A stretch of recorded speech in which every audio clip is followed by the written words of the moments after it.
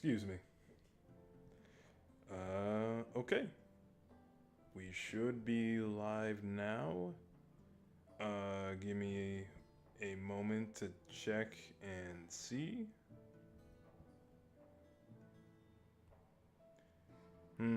Okay.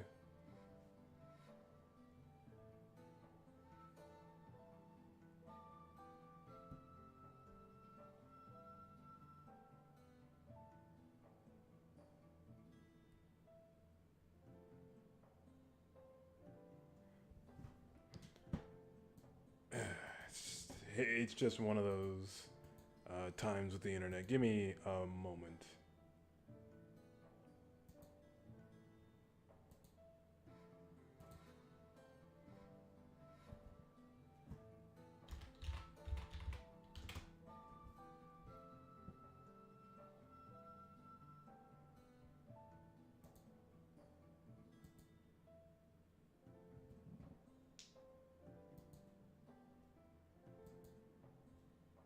Okay, good. Alright, so, with that being said, dude, the pain arc is. It was always, as I remembered it to be, the best part of Naruto from when I was growing up. But I think now more than ever, I can appreciate it a lot more than I could as a kid. Wait a minute. Hold up, hold up. Sorry, let me. Okay, so I had thought Naruto's running cycle was like restarting over and over. He might have just been hitting some NPCs, and the NPCs kind of force it to restart unintentionally. Anyways, the pain arc was incredible. First and foremost, I didn't actually realize that if I kept reading, jeez, if I kept reading onwards in Naruto, I would have actually just gotten to the part where Iruka comforts Naruto. Turns out I actually own that book the whole time, and I didn't even realize. But nevertheless, to go over my general feelings of the pain arc was fantastic for a number of different reasons. Actually, because in a certain sense, it's like this is a good and bad. Okay, maybe not so much bad, but because I don't have necessarily a structure to this, I don't have a way of putting what I want to say in a, I guess, longer form manner. But when I look back at the entirety of Naruto that I read, it's incredible when as I get to the pain arc and I just look back at it. I don't know what it is about the pain arc. I guess it's because when Naruto truly gets like I think the word is like a pathos. It's a type of payoff, is what I'm trying to say. He finally gets the big payoff to all of his suffering that happened in chapter 1, and there's something about seeing Naruto getting tossed into the air by the villagers and them cheering his name that makes me want to just look back at literally everything that I had experienced with the franchise. At least, even more so now. And the fact that I have been rereading Naruto, like that moment, I don't know why it elicits such feelings from me, but it does. And it's amazing, to say the least. The pain arc is amazing, but I feel that, like, personally, it's amazing because this is the arc that highlights Naruto's growth the most as of this particular discussion, because I have not gone into the five Kage summit yet, and I know it continues on furthering Naruto's character, so on and so forth. But up to this point, this is, in my opinion, the most mature that Naruto has felt, and obviously that is for an intentional reason, because now Naruto. So for a majority of Naruto, Naruto understood a type of. Oh, thanks, Kakashi, ruining my day. Night, I guess. Anyways, Naruto understood a type of pain, and oh boy, dude, what is going on? Why am I getting schooled by Kakashi here? All right. Anyway, okay. Sorry. I didn't realize the game was getting serious on me. Okay. All right. Watch this comeback. Holy smokes, though. He's going to. Yep. This is why substitution jutsu got nerfed. Anyways, so I was eyeing Sakura that whole time. It's like, all right, is she gonna hit me and interrupt the combo? So anyways, this is the arc that highlights Naruto's growth the most, because if anything, this puts Naruto in direct relation with Sasuke and most of the other villains in the story of Naruto. Because now he has lost someone very important to him. He has been maligned by a type of opposition, and holy smokes, he jabbed me out of that? Dude, what is happening? Anyways, Naruto has been maligned by the opposition and is now put into the same situation that Sasuke was in, of people he loved have died, or a person he loved has died, and now he is here to deal with the fallout of it. And how...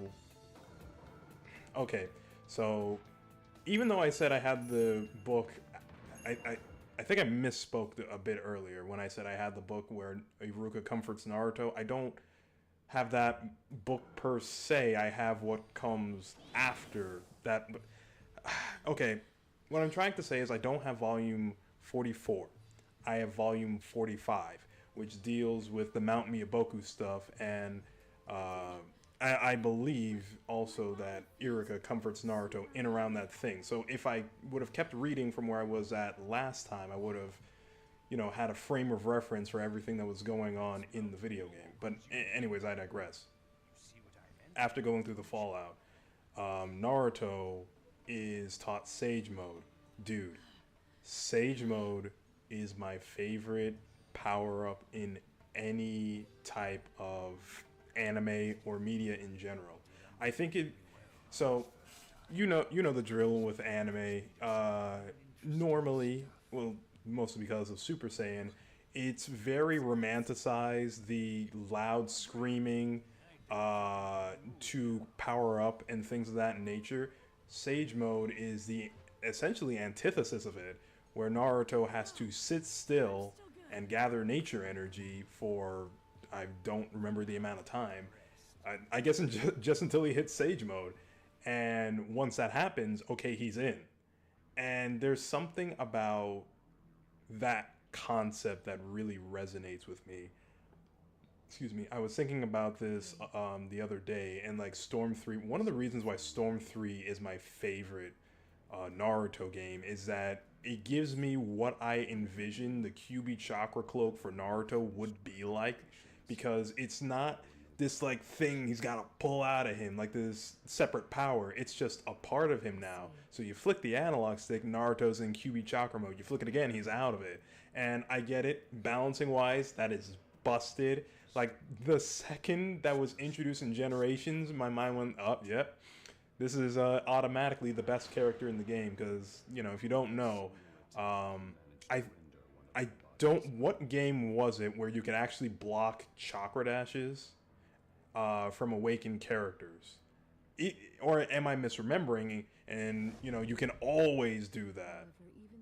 Either way, awakenings are super powerful. They are super hard to contest with.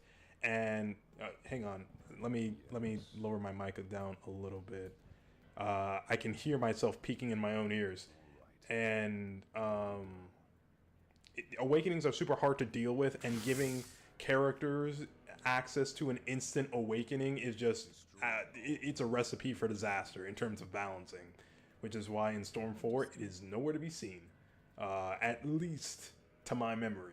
It's been a long time since I played Storm 4, so don't quote me on that. Anyways, I really like the fact that it's just not this big deal anymore. Like it's a big deal when it first happens, but after a while it's just normal. It's not much of anything. It's just a part of him. And the reason in particular Sage Mode stuck out with me is, first and foremost, that cape is awesome. I love well, not a cape, it's a jacket, but I really, really love Naruto's Sage Mode cape, which we will see later. But as I grow older, and as I learn about life and, you know, how we all go about it, I realize something that's super important is not to let's see, how can I word this? Not everything that happens needs an immediate response. And that was a lesson that took me a long time to realize. I think I can relate this back to Naruto. Sasuke losing his family, right? So no matter what was going to happen, Itachi was always going to hold the truth away from Sasuke so that he could get him to be an Avenger and eventually looked upon as the hero who avenged the Uchiha clan. Because that is the way that Itachi went about it, that is what ended up happening in the grander scheme of things, right? But Sasuke wanting satisfaction or vengeance or justice or whatever word, it's probably closer to justice, right? He wanted justice for the way that his clan was killed. Constantly sought action, right? He was not okay with being powerful. He needed to be powerful enough to beat Itachi, and he would not be satiated by the fact that he is one of the best rookies in the Hidden Leaf. If Naruto is catching up to him, then there is a problem in his eyes. And so the situation that he was in, he believed that he needed to take immediate action, which resulted in him leaving the Hidden Leaf Village. Now, to be perfectly fair, in Sasuke's defense, most of the people that was still in the Hidden Leaf Village, were not as strong as Orochimaru. Kakashi is a pretty strong character, but can't compete with okay, it's the Tien effect with Kakashi. At least if we're going by old school Naruto? Sure, I guess. If we're going by old school Naruto, Kakashi would have abilities that could deal with Orochimaru, but Kakashi himself is not close to Orochimaru's level. Does that make sense? It makes sense to me. And I won't explain why, because that is a massive spoiler. Well, actually, no, it's not, because this game introduces the Mangekyo Sharingan. Well, introduce is a very, very loose way of saying it. The Mangekyo Sharingan is in the game, and Kakashi has it, but the story of the game doesn't ever go off to show that Kakashi has the Mangekyo Sharingan. Like literally, when you are in the one fight where it's like, no, you should be playing Kakashi, it's as Naruto, and it's like, alright, well, too bad if you're only following along with Naruto in its story mode. Anyways, Kakashi technically always had access to the Mangekyo Sharingan ever since he got his... Is that a spoiler? Yeah, I mean, it kind of is. But at the same time, like, when it's introduced in the story, it's like, well, how did Kakashi get it? There's only, like, one way to do it. And, like, clearly nobody's died in the past 2 years since Naruto left. So, like, you know, it's a big mystery, but the only explanation is at some point somebody close to Kakashi had died. Like, that's all we had to go off of. Anyways, I guess that's not a big spoiler if the game covered that section. Anyways, the Mangekyo Sharingan is strong enough to handle Orochimaru, but Kakashi himself is not on Orochimaru's level. It's like Tien versus Cell. The Tri-Beam is strong enough to hold Cell back, but Tien is not strong enough to like fight Cell mano a mano. That's what I mean. What was my point again? Right, immediate action. So, Sasuke wanted to take immediate action instead of going for a slow growth. It was something that he felt he needed to do, and when he had accomplished that goal, it left him much worse for wear. I guess that's a no. That's not a spoiler. The game goes over that. Yeah, it will be more so seen in the Five Kage Summit arc, but in going after revenge and seeking immediate action, Sasuke did not actually solve his problem. He created a much bigger problem, and from this point onward, Sasuke's actions are only causing him more problems than answers. And it's actually shown greatly. So right before this arc is actually Sasuke versus Killer B. And there's, if you don't know, well, stop watching this video stream and go and watch that fight. But to make a long story short, Killer B trounces Sasuke. It's not even close. And Sasuke is very overconfident in his Mangekyo Sharingan. And, there's a moment where Killer B transforms into the Eight Tails, and Suigetsu goes into body block the Eight Tails, which it doesn't last long. And Sasuke is looking around at the situation. He's looking around at the Hebi, and there's a look on Sasuke's face where it says that this is my fault. I got them into this. I need to get them out. I think that's at this point, okay, Jiraiya. At this point, that's one of Sasuke's best moments in the entirety of Shippuden. Like, no, smart Alec thing to say about it. I genuinely mean it, because Sasuke, for the most part, in Shippuden, I'm going on an entirely different tangent. I apologize, but let me finish my point. Okay, Sasuke throughout the entirety of Shippuden is very stone-faced individual. He's doing his best not to show any emotion at all times. And that is the one. Okay, well, the truth behind Itachi is really the moment where Sasuke breaks, but that is a moment where his tough guy act is faltering because the situation is that big. So, and that's when he activates the Amaterasu. I'm saying that right, Amaterasu. And burns Karin too, and then saves Karin. This is a really interesting point right here, that he saves her two arcs before Five Kage Summit. That to me that's huge, but it also will go on to illustrate Sasuke's issue with immediate action that I am now getting back to, was because he feels so maligned. He needs to do something that somehow, some way, dirtying his hands is going to fix his problems.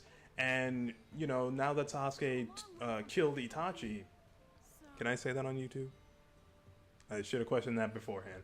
Anyways, since Sasuke dealt with Itachi, and he's now coming after the Kage, he has now opened the door to deaths, because this was a big thing with Sasuke's character when he was first introduced in Shippuden. He was beating people up non-lethally, even Orochimaru's henchman that he just sent after him for training. He's sitting on a pile of bodies, and Orochimaru was like, you didn't even kill a single one of them. And Sasuke's like, yeah, what of it? It's because a big part of his thing is that he's not just some kid mad at the world. He's just mad at his older brother. He doesn't really have big beef with anyone aside from Itachi. And so why would I go the distance to take someone's life if they didn't do anything to me? And then, now he has the whole reversal of ideals come learning the truth about Itachi. And now that he considers Itachi more valuable than the Hidden Leaf Village, he views everyone as less than now. And it's that slow descent because like after it's like after he killed Itachi, it's like that slow crawl into the abyss until he gets to that where he's in front of Danzo. And it's like, man. So anyways, to get back to my point, the immediate action that Sasuke looked for, the pathos, the justice, whatever word you want to call it, led him down a path into the abyss. And on the opposite side of the field, Naruto, the whole point is to stop and listen. And well, it's to stop and think, or stop and hear. And like,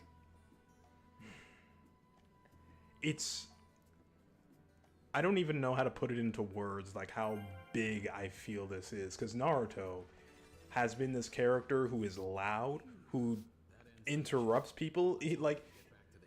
Okay, so if you're going by the manga, Naruto's speech bubbles at times are huge. They take up a lot of, well, okay, in certain scenes, I should clarify, Naruto's speech bubbles are huge to emphasize the fact that, excuse me, he's shouting, he interrupted someone, some other third thing happens, and then here's an arc that is fundamentally based on stop. Okay,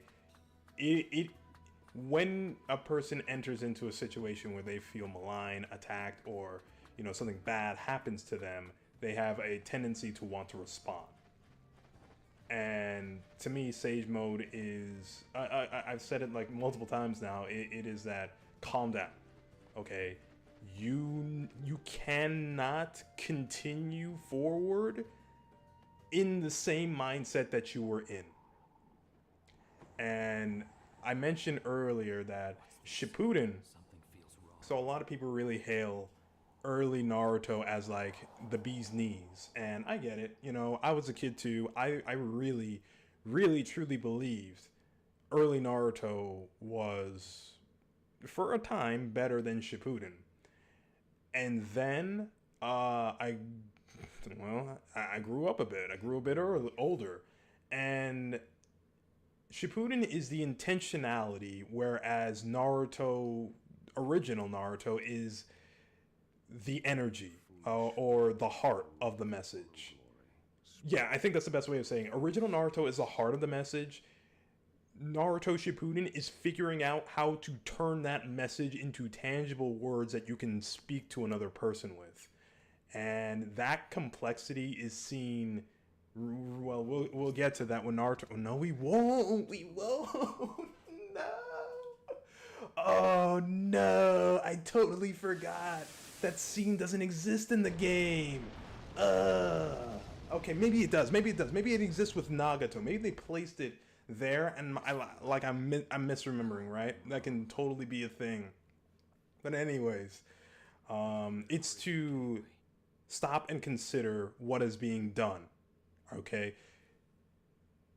When people do things, there are reasons behind their actions, regardless of whether or not they are righteous or evil, whether they are good or bad. It's to slow down and listen. And that is the thing that Naruto does. And dude, I cannot tell you like how big that is. That there is just moments in this arc where Naruto doesn't speak. He is on screen and is barely saying words as he listens to Nagato tell his life story. And like that's not interesting. That doesn't sound interesting. And look, when I was a kid, I didn't find that interesting. I don't own Naruto Volume 48 because I knew it wasn't that interesting. To an extent, I guess you can say I got spoiled from Ultimate Ninja Storm 2. And like, dude, like I wish I didn't. But so for clarification, I was following Naruto's manga release up to that point. and did a pretty good job. And I got to volume 47, and then Ultimate Ninja Storm 2 came out. Okay, maybe not came out, but I bought it after I bought volume 47, and then I played it. I saw how the game ended, and I had no desire to pick up volume 48. And that is not great. So I ended up supplementing that with the anime, which I am honestly like, I'm shocked, but I shouldn't be shocked, because it's like it took a really long time to go over, Nagato's backstory and whatnot. But nevertheless, like, I'm so glad I did that, because, all right, so I'll tell you this: when I was reading Volume 48, I felt like I had gotten a puzzle piece to a jigsaw puzzle that I couldn't complete in years. Like, I didn't understand certain things until I saw what the ending of Naruto and Nagato versus Naruto in the anime, and it's like, that makes so much sense. Like, conversations that were had in like 20 plus volumes ago makes so much sense now. What do I mean by that? So there's a moment where Naruto and Nagato are having a talk, and Nagato is like saying to Naruto, "You have childish ambitions. This is dumb. You need to grow up, Naruto," because his whole thing is to make the world grow up through pain.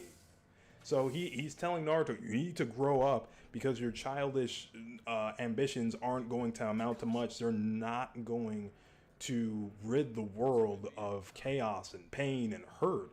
And Naruto, and it's like, in that moment, like Naruto. So okay, I'm skipping ahead when I say this, but like, dude, Naruto, I appreciate like the honest answer that Kishimoto like gives through Naruto. Like, this isn't even something he's thought of. Like, the first time he has ever considered this is pain, right? And so Naruto's like, I don't know, but my master gave me this task, and I'm going to see it through to the end. Which I'm saying it wrong, but it harkens back to Naruto saying he'll be a fool his entire life.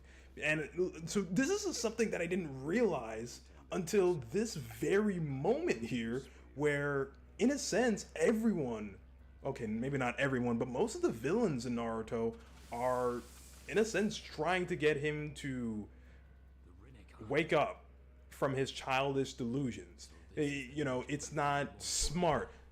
Oh yeah, I totally forgot. Okay, I'm gonna circle back around to that. Bear with me. Okay, but it's not smart. It's not adult-like to act like this. You need to grow up. And Naruto refuses to let go of that inner child, that belief that that somehow things will work out regardless of whether or not he understands it all. And you know what? That is, funnily enough, a very fitting use of the "believe it" line. Like, how do you say, like, when I got to that moment, it's like, dude, was "believe it" actually on point the whole time? Even though, yes, it's not, man, dude, I'm getting schooled. Anyways, even though it's not an accurate translation of Databayo, like, like, be honest with me, isn't that like the point of Naruto? Holy smokes, to believe in yourself and your childish delusions, regardless of whether or not you have the capability of actually making them come true? Oh, stand down, Pain. Oh, good. No, I forgot. Getting Awakening gives you more chakra. Anyways. Okay, you can block Awakenings in this game. I didn't remember. Okay. Dude. Do I have this set on hard? Why is Pain giving me such a hard time? Kakashi. No! Ah! Dude. I thought I galaxy brained him. Turns out I didn't. Anyways. What was I talking about again? Right. First time in Naruto where he is just quiet. It's such an amazing moment to me. And it's such like a small thing. Yo, okay, here's something else. Overstimulation. Like, how I'm experiencing Ultimate Ninja Storm 2 right now, I feel like there's something up with like overstimulation and what people can get out of certain experiences by the way that they wait a minute by the way that they enter in,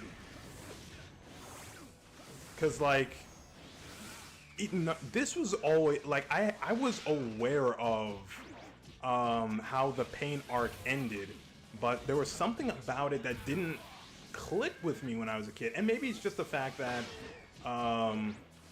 when I was a kid, you know, I didn't understand things, which is like very true. I didn't understand many things when I was a child, but as an adult I can appreciate it much more. But to some extent, the overstimulation of media can probably, at least in my experience, lead to a much more can lead to experiences where it's very difficult to take things in. By the way, that second one was like very easy in comparison to the first one. I know I was running into Almighty Push a lot because that move was way more active than I expected it to be. But like, does this game have adaptive difficulty and just like not advertise it? It might. I don't know. Anyways,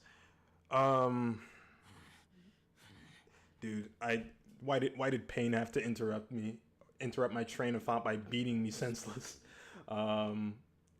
Shoot, what was I talking about? Like, I don't know. Anyways, like, Naruto is just quiet, and like it's not a lot. It's not spectacular, but that's like huge. That is, they say show don't tell, right? Naruto is not exactly a series that is show don't tell. It's show, sometimes you tell and sometimes you don't. Sometimes things are, you know, clear enough for you to take in and understand what is going on, and other times you gotta explain it. But like, it's, dude, I didn't appreciate it. I didn't appreciate most of what the series had to offer, truth be told. And reading it now is amazing. I just enjoy it a lot. It like, no, man. How do I put all my thoughts into words? One slip and you're done for. More weaklings won't change anything. The act of challenging God itself is reckless. I'll teach you that the hard way. Here it comes. I guess the same, because hearing that voice line did make me think back to Yahiko. I mean, Naruto's been doing it for a long while, but I guess I have to say a little bit surprised with how backloaded Nagato's backstory is. But is what it is. Shoot. Okay, I guess I can talk more about Sage Mode, because, like, dude, Sage Mode's concept is so cool, and I just got thrown. But to me personally, I like it a lot. So, it pertains to something that happened in my life. So, if you don't know, I'm a Christian. And, in the Bible, it has this one verse where it says, "Be still and know that I am God." And that means a lot to me for a number of different reasons. The biggest reason is the fact that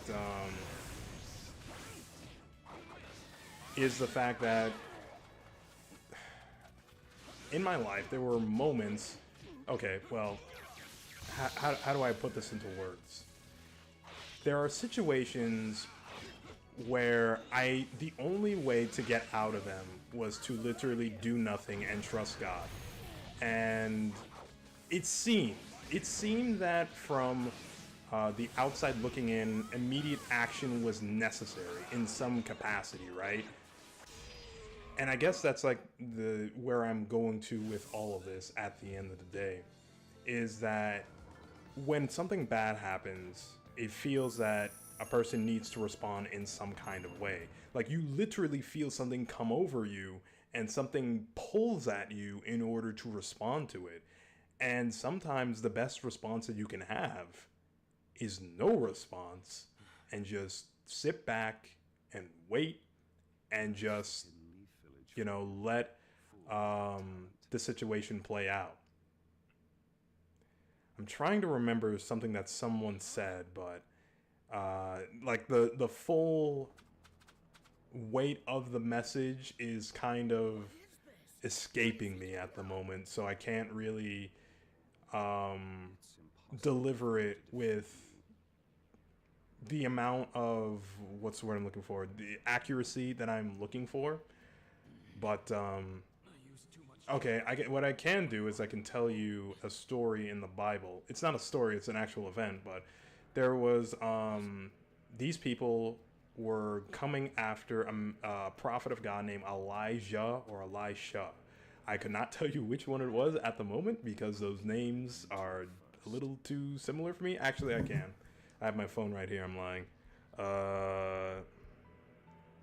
Give me a brief moment.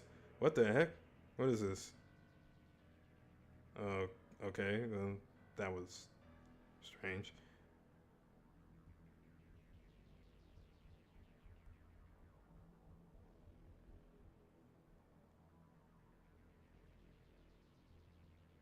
Elisha.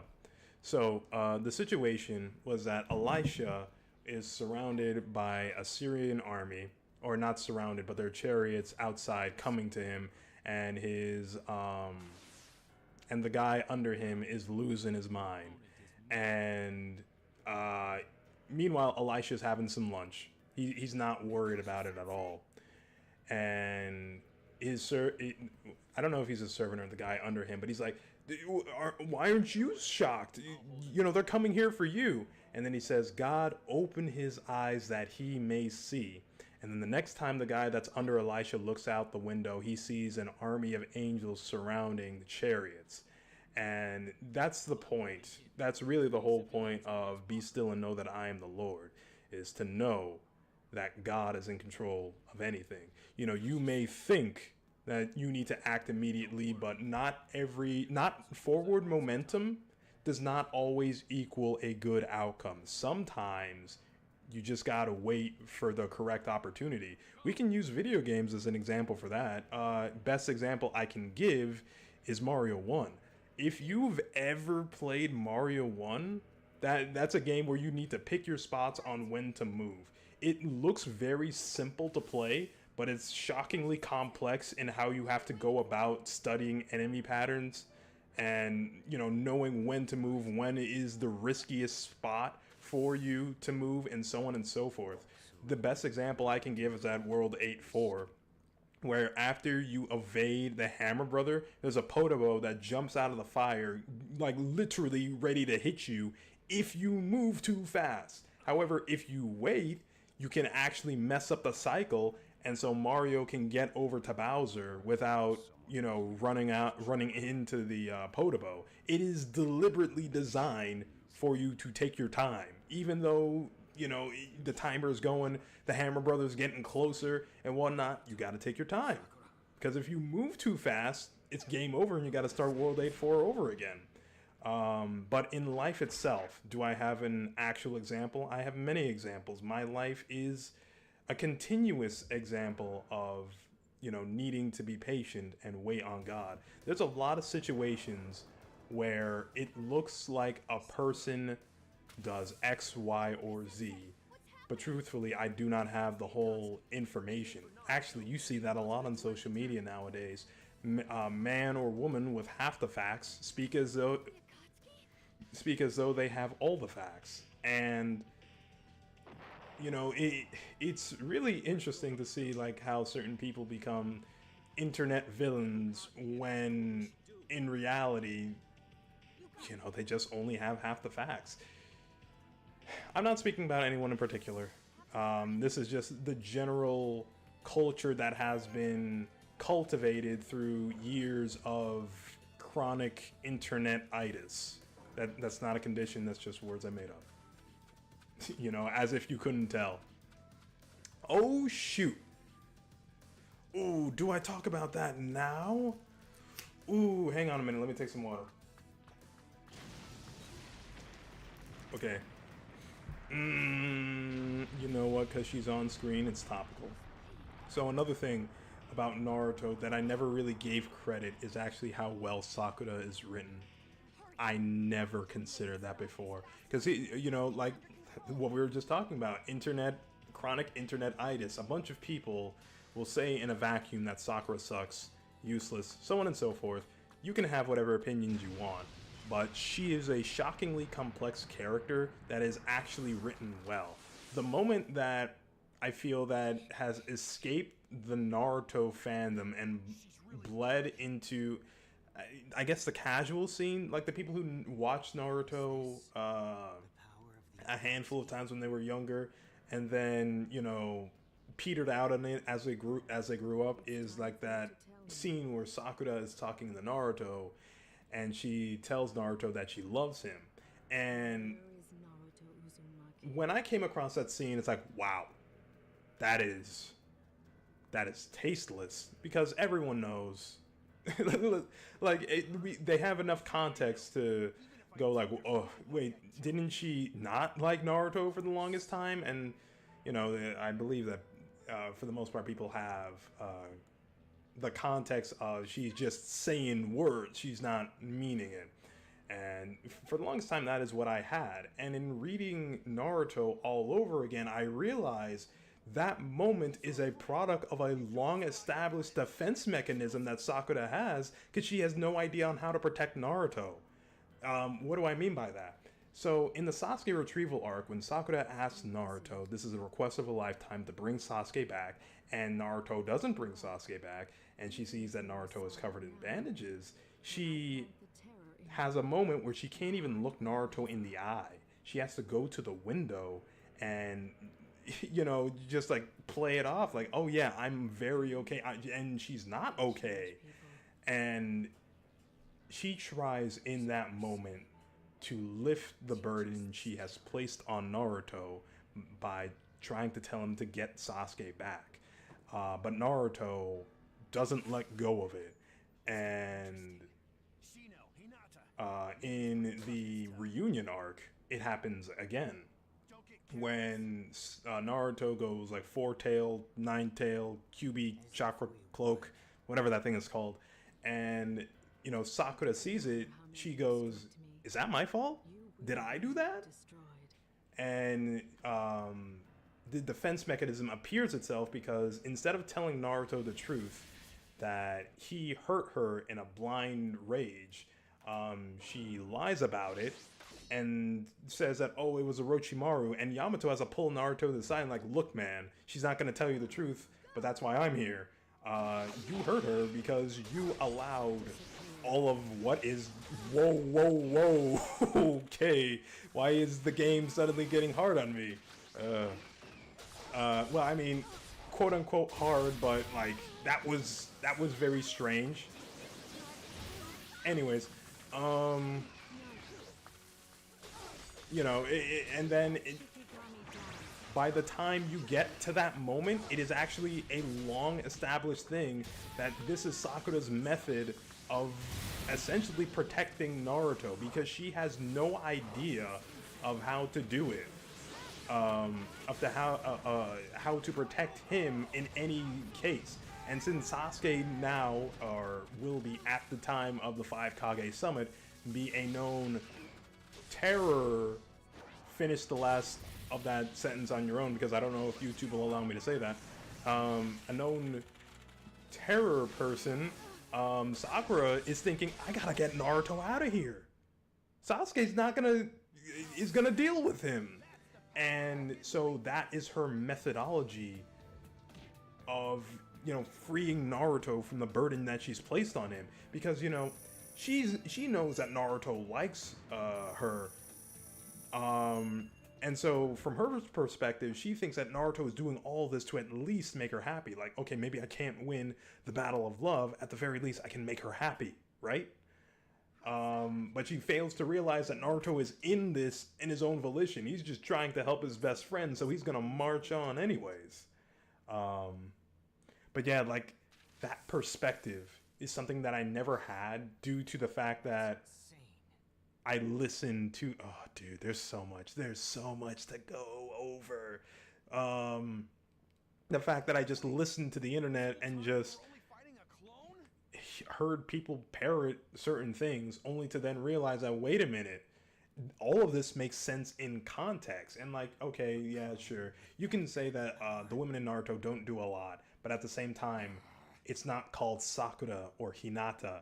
Like, this is gonna be the same in any series you get to, largely due to the fact that first and foremost, the main character will always take precedence because they're the main character.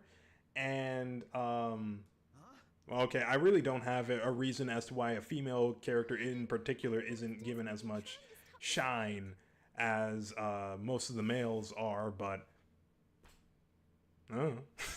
but like I don't know. I thought I was cooking. I wasn't cooking that much, but yeah, for the most part, I don't know. It ultimately comes down to what the writer can find to write about. And even, like, you know what, considering that we are still talking about Naruto, Tsunade, best female written character in the entire show. Like, easy. Even though primarily it's men shown doing the fighting in Naruto, here's Tsunade. This is like, well, you know, what do you say to that? I know, Hinata. Giving up was never an option anyway. And, you know, there's always like that whole thing where Do what we can with everything. these shonen get a little too big for their britches, and everyone complains that the side characters don't do anything when they fail to realize that the side characters aren't in fact side characters. They exist to expand the world, but they don't exist to all be developed, because if they all were developed, Naruto would take too long. And like, it's already long. It was how long? How far along was One Piece when Naruto ended? I don't know. I think it was actually well in its 60s. No, it reached chapter 60 in 2010. I want to say, 2010, 2012, somewhere around that time. Book 60. Sorry, I should specify more. I couldn't tell you off the top of my head. The point I'm trying to say is Naruto is already long, and for what it is, it's a pretty good story when you actually experience it all together. And, you know, in a sense, this is actually, it's something I never considered until I thought about it recently. So I was thinking about this, and I was judging how long on average it took me to finish a chapter of Naruto, in which case it would take around 1 hour for me to not a chapter, sorry, a book, volume. In which case it would take me 1 hour to finish an entire volume of Naruto. So if that's the case, then within 3 days, because there's 72 books, I should be able to finish the entirety of Naruto. Now, what I'm about to say, I don't fully remember the events of it because it was like literally decades ago. But when Naruto used to run on Cartoon Network, the Toonami block, they had a 3-day Naruto marathon where they showed nothing but Naruto from the beginning of the series up until the Sasuke retrieval arc, I want to say. I'm not too sure about that, but I definitely know that Tanzaku Town was shown in that 3-day span. So for 3 straight days, 3 days worth of episodes from Naruto gets you at least to Tanzaku Town. Meanwhile, 3 days worth of manga from Naruto gets you through the entire series.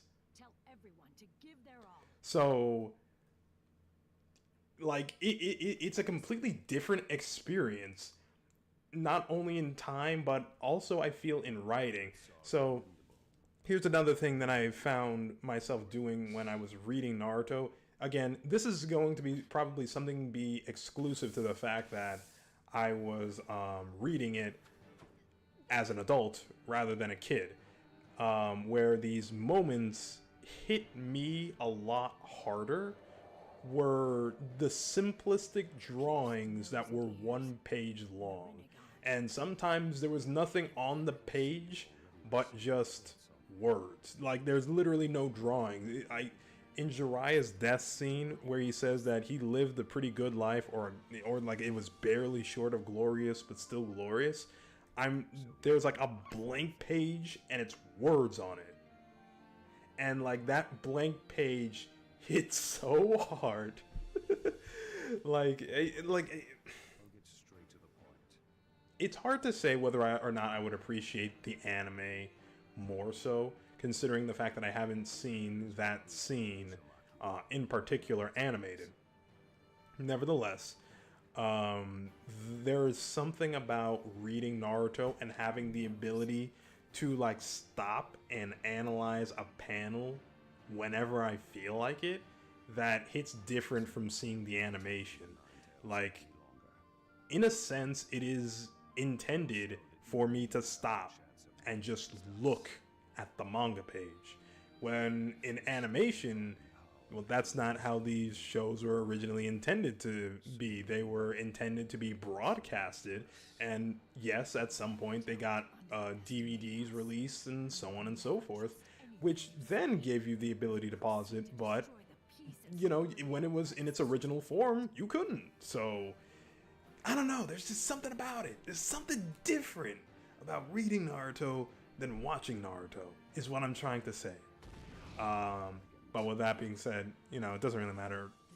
It does. Okay, it kind of does. Yeah. I don't know. Like, Is this power of the Rinnegan?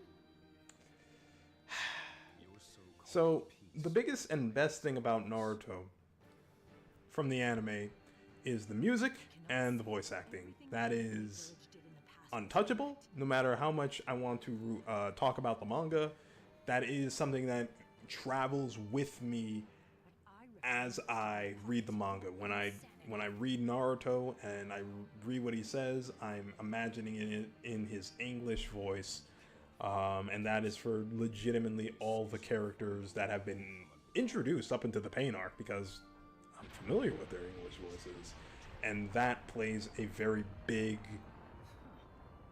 part in my enjoyment. And I'm not about to sit here and pretend that it doesn't. However, there's just something different. It's just something different. And we're gonna get to the moment later, but there's a moment in the Pain arc. Well, I already talked about Jiraiya, but I guess that's like Tales of a Gallant Sage and not necessarily the Pain invasion. But there's a moment later that is there, and I'm looking at the page for minutes on end, and it's like, dang, dude, how did he do it? how did he convey so much emotion into one drawing? It's actually fantastic. Hang on, I'm gonna take some water. Me too. Pain. I can't forgive you for what you've done. Right here, right now, as the fifth Hokage, and as his friend, I will destroy you.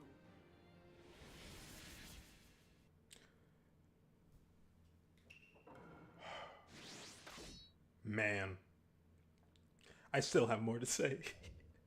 Well, I do, but I kind of want to wait a little bit to say all that I have to say. And, what to say? What to say at this very moment regarding the Pain arc? Wait, what? He can do that? I never realized. Okay. He has a guard crust thing up. Alright. Excuse me.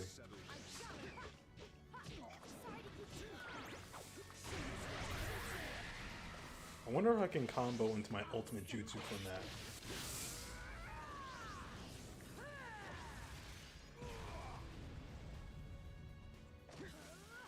Probably.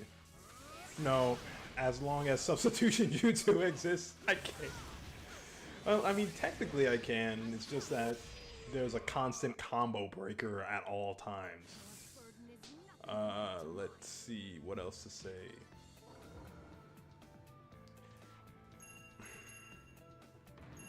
Yeah, so at this point in time, I'm just holding back until that moment where Naruto appears again.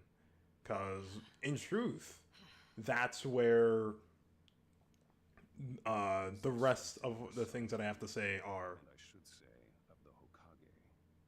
You'll meet your ends here. You think so?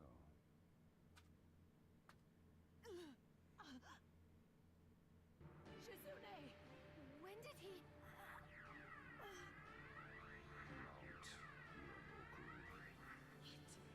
Did he just read her mind instantaneously?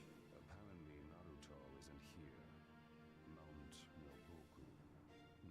I believe it is the Toad's hidden village. So there's no point in searching here. Why, you...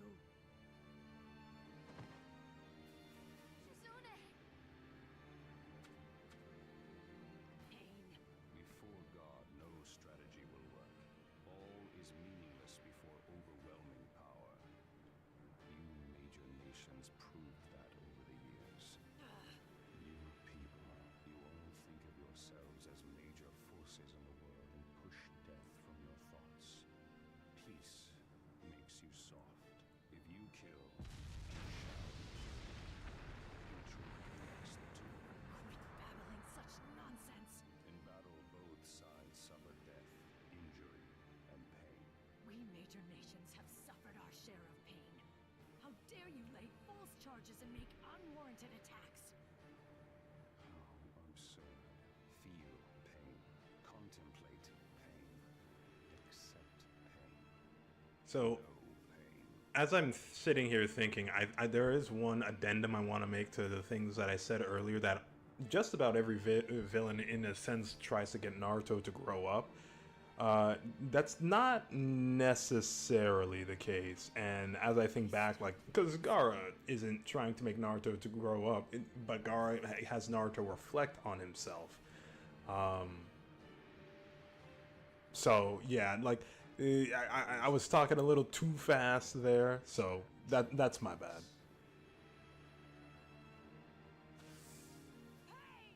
It's the moment. Yeah, the moment. After him! Do not let him get away! Yes, ma'am.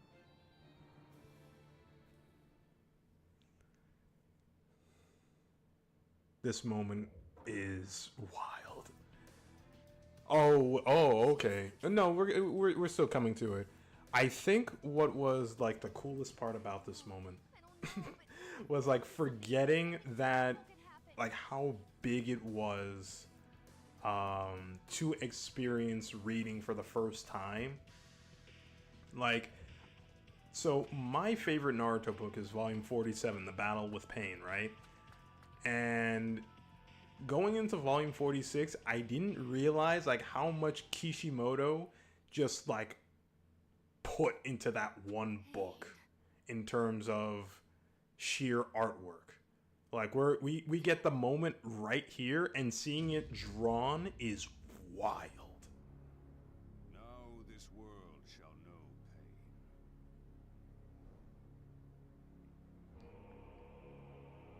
pain. Like literally this shot right there. And like seeing it hand drawn, it's like, whoa, Almighty push. you made this in a week?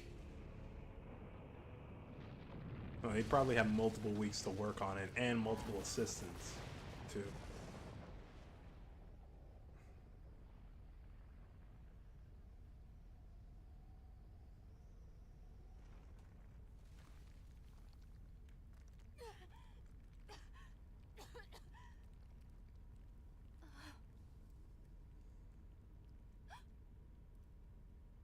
No, this isn't. This can't be happening. What? Why?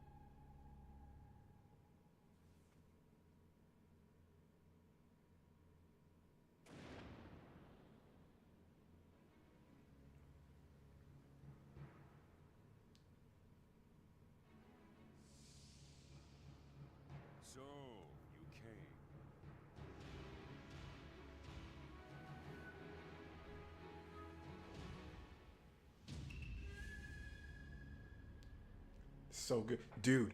Okay, as that scene happened, I remember something that on the anniversary of Naruto's entrance like that, um, I ended up reading this arc. Like the 10-year anniversary of that thing being shipped out. It was the time I was reading it, and it's like, what are the chances? Like, holy smokes. Okay, now that he's here. Okay, this fight is my favorite in the entirety of Naruto. It's not even close.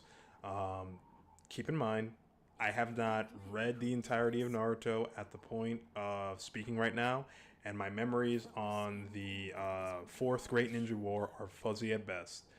Um, with that being said, I I don't know, dude. I don't even know where, how do I even begin to express how much I enjoy this fight scene? Okay, I know how to begin. My favorite version of this is the manga, but this game is a close second. The reason why I say that the manga is my favorite is due to the fact that um, it's shocking, like how much tension is built up in this fight. Like I read Sasuke versus Itachi. It was good. It was great. Definitely a standout. Jiraiya versus Pain, also pretty good. Sasuke versus Deidara, fantastic.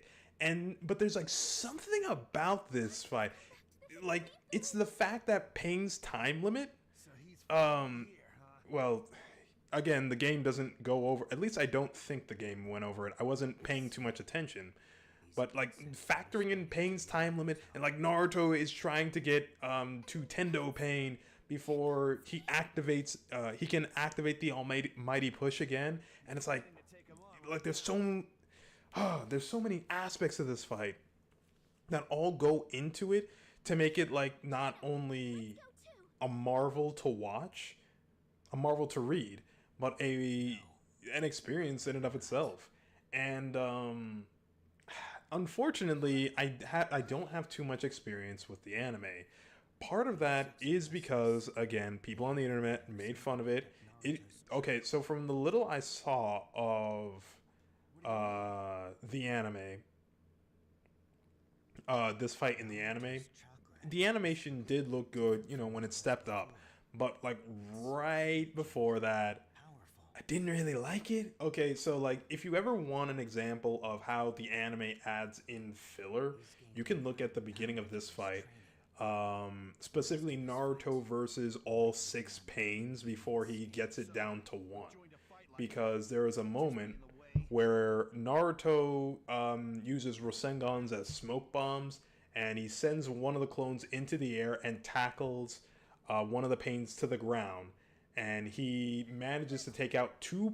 No, he takes out one pain with Rasengans to the back, and he's getting ready to strike the pain he just tackled to the floor when Tendo Pain gets his almighty pushback. And when you read it, it's like really fast paced. There's no dialogue there. So when Tendo Pain gets his almighty pushback, he's like saying, "Slow down, Naruto. This fight's not about to end just yet."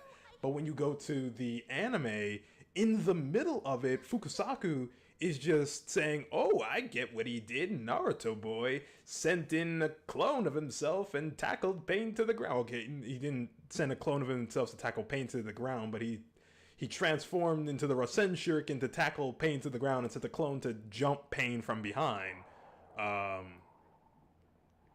But it's like that little detail like ruins what I feel like was the intentionality of that moment, because there's barely any dialogue, so you can get through that part very quickly. And I don't know. That being said, this game is a very close second to the manga in my opinion. If it weren't for the fact that it just alleviated so much context in this fight, this would be the best. Easy. Jiraiya Sensei? I too also once my teacher. What? We are sibling disciples, you and I. Students of the same sensei. We ought to be able to understand each other. Master desired peace. Shut up! What part of any of this is peaceful? You who cannot see the forest for the trees are just not able to comprehend the true meaning of peace. Just allow yourself to be captured. Your death shall lead to peace. Shut up! I said shut up!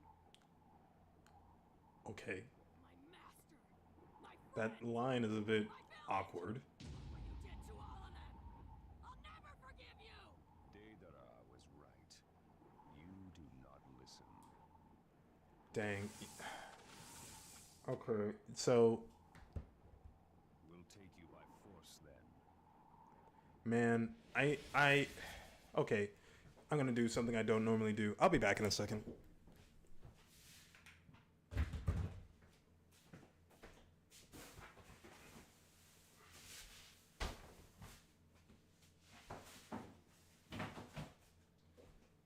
Okay.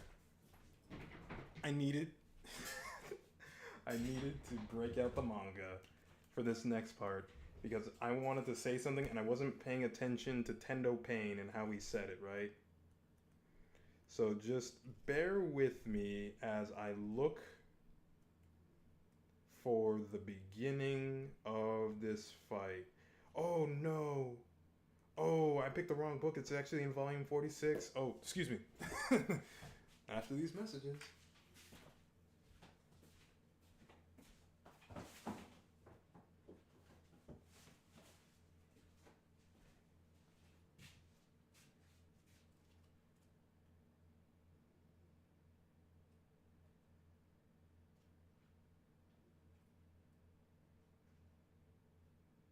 Ah, dang.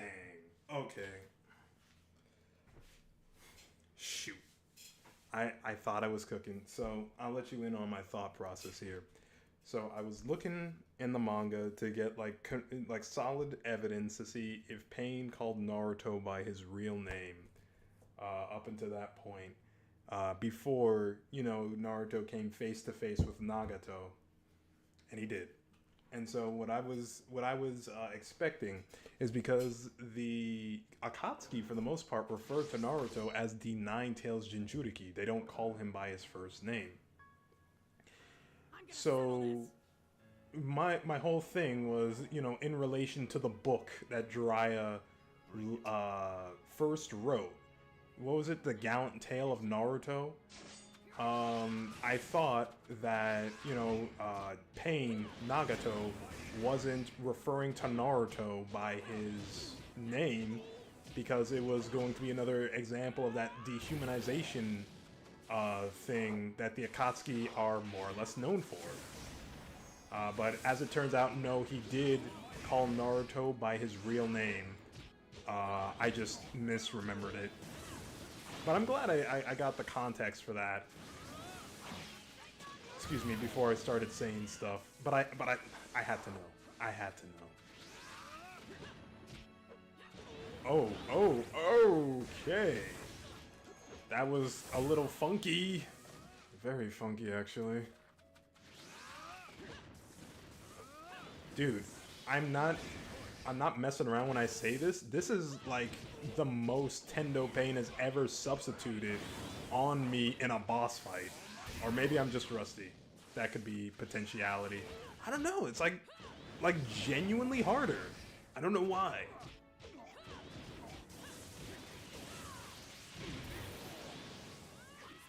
Seriously stubborn. Not bad.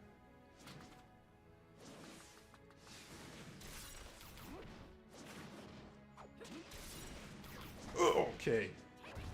I don't know why. My brain just did not register the circle.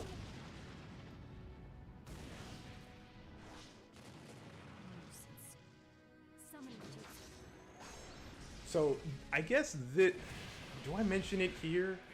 Or do I wait for the end of the fight?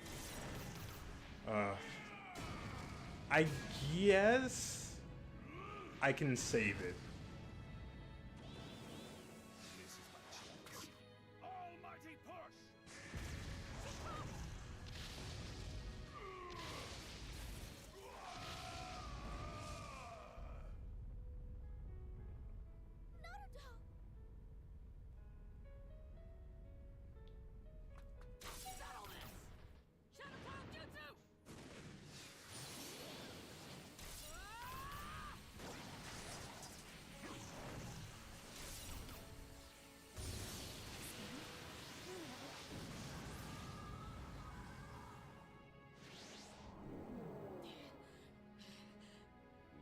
Sage jutsu.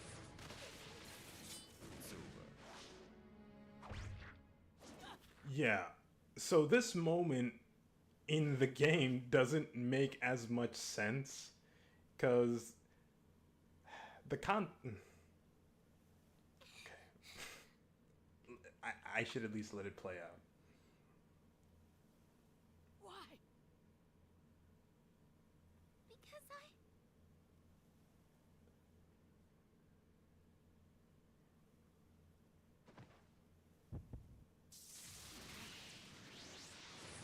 Okay, so that moment doesn't make sense in the game.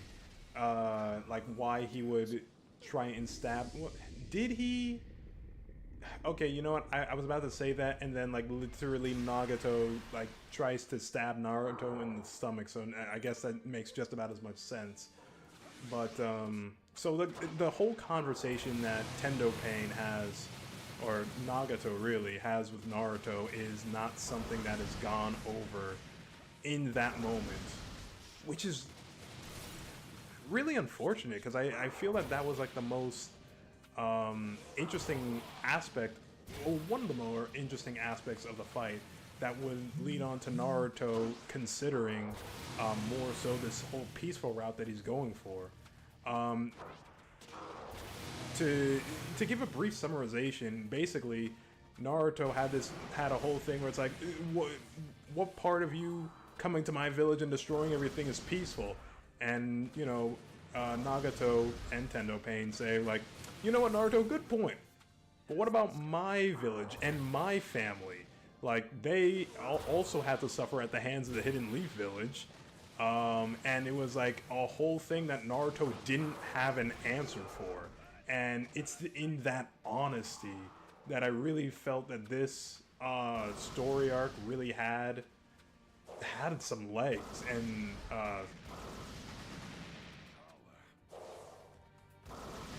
like it not being in the game makes perfect sense because the pacing is just not built for something like that, but it's such a huge character moment for Pain. And like that also kind of you know, goes into what I was saying last time about how I don't really know like what Pain's personality is because, well, actually, for the longest period of time, Ultimate Ninja Storm 2 was my gateway into Pain. You know, despite owning the comics, this is my preferred way of experiencing Naruto. And because the game didn't go into it, now I'm lacking in information as to why Pain is doing the things that he is doing. All this is to say, still really good boss fight, and you know, it just could be done better. Anyways, I have completely no-selled my favorite aspect of this boss fight, being the fact that you can play a six-tailed, cutie, chakra cloak Naruto, electric boogaloo guy. Like this form was so it was so interesting to see because I didn't know where Kishimoto was going with these nine-tail powers, and it's like, oh, with each tail, it represents more of the Nine-Tails personage coming onto Naruto. Like this being the bones and Four Tails being the blood, we're about to see Eight Tails, which is the flesh. And then Nine Tails will be the fur.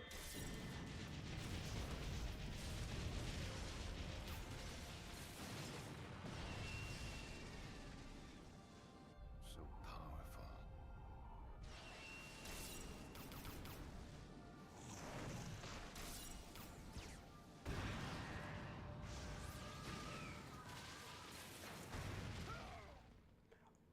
I always like to think those like QTEs have a lot of thought put into it. So like when it hits you with triangle, triangle, square, circle, like that would be the magnitude of how the Nine Tails would be doing a quote unquote ultimate jutsu. But the fact that it's released with the square button indicates that nah, this is just a projectile.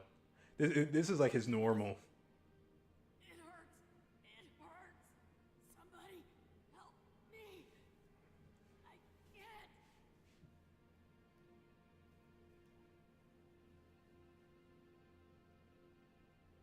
You're giving Wow. up on Okay. this.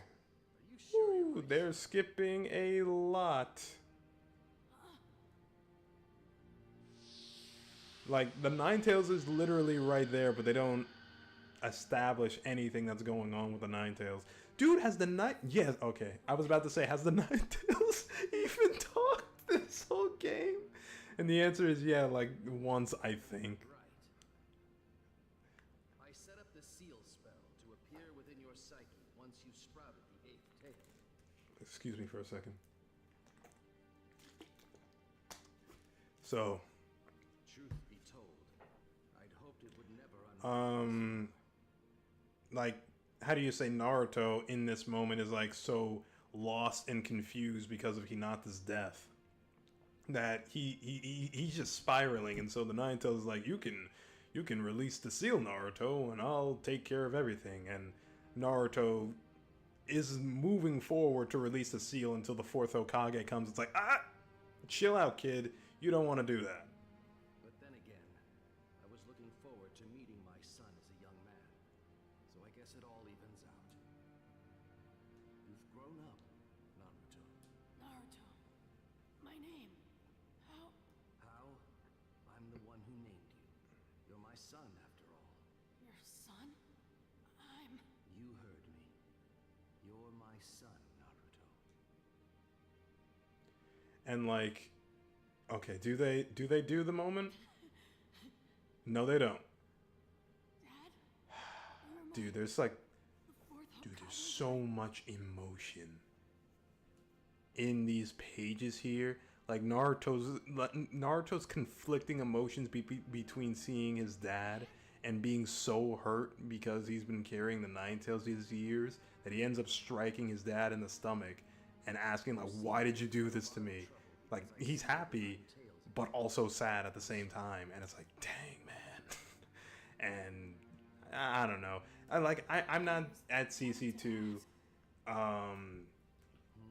dictating like what to animate and what not to animate, because if anything, like, looking at these models right here, Things have been pretty rough. maybe it was a cost-cutting measure as to why those events didn't take place. I couldn't tell you, but I would understand considering the rest of the game. It's like what I mentioned earlier about, oh man, they didn't give a big massive boss fight to Deidara versus Sasuke, and like that was like a very tone deaf thing of me to say, considering the fact that Deidara got a boss fight against Gaara, and like Itachi is literally up next after him. So it's like, of course they're gonna put the time into Itachi. They're not gonna think about Deidara anymore. If you want a boss fight with Deidara, just go back to the beginning of the game. Sure you could do it.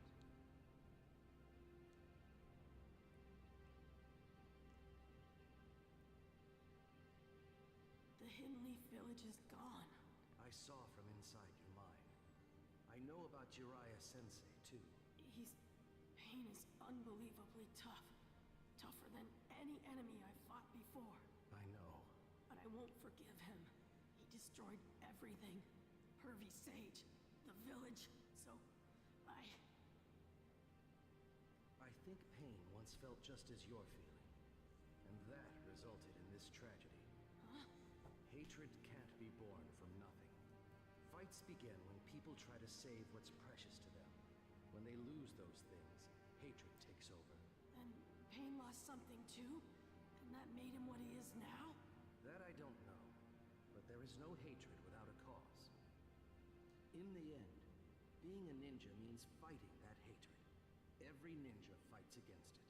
Jiraiya Sensei bequeathed to you the quest for the solution that would end this hatred. But I can't forgive Pain. I just can't. Right. Please tell me, what I- should I do? So this also goes in with the honesty that I was talking about of this arc, the Pain arc, and how Naruto's like, I don't, dude. Oh, everything, dude. I'm telling you, like, seeing that scene with Nagato was like the puzzle piece I needed all along, and like sitting here now, thinking about future events in Naruto, it all makes sense. So this, even in itself, is character development for Naruto that I didn't realize in the moment. Like, this has flown over my head for years. But when Naruto says that he can't forgive pain, it's like, dang.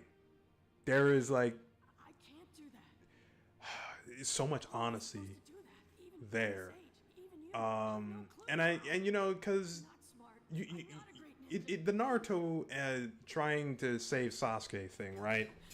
Oh, wait a minute. Let me talk about this. Let me talk about this scene.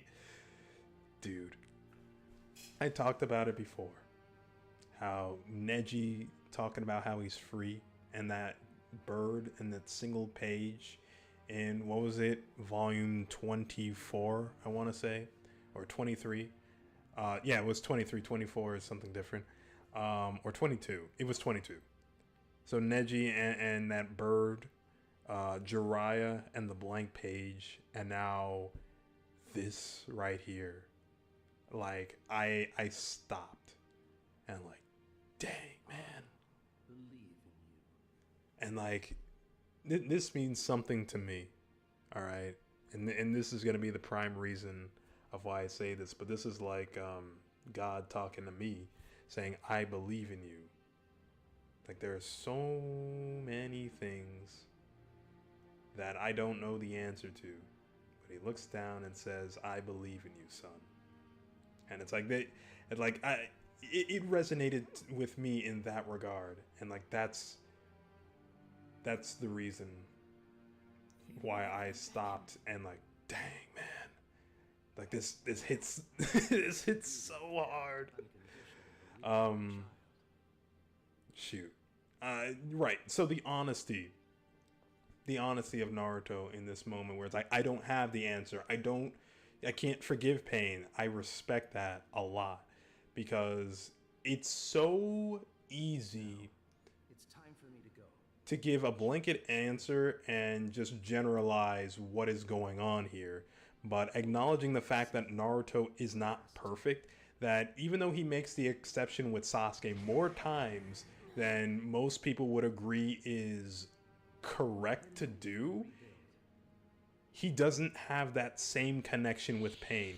He can't relate to pain like, ooh, oh, is that the reason why?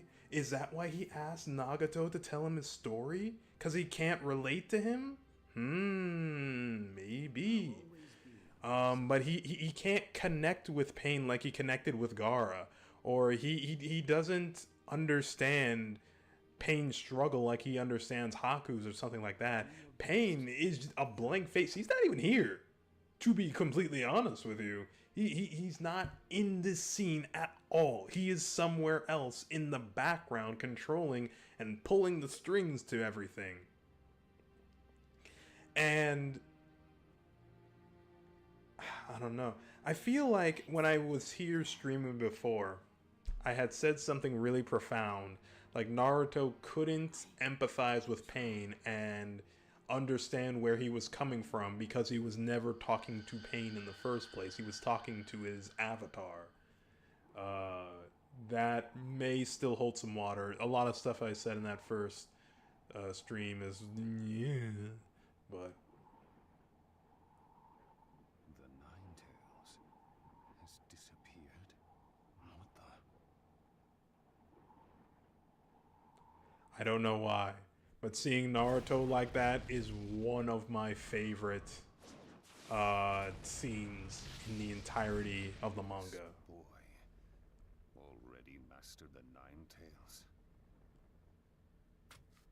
Now I start fighting for real. Okay, this is gonna be relevant because whatchamacallit, up until now, we have missed so much context in this fight. So, as I mentioned earlier, something that is not gone over in the game is Tendo Pain's time limit. He can only do the Almighty Push so many times, and if he does it, he has a 5-second cooldown window. So what ends up happening is Naruto is trying to strike Tendo Pain before that window ends. And he's throwing... So this fight is actually what most people you know, who ask the question of, okay, well, if X move is so powerful, why don't you just use X move and end the fight?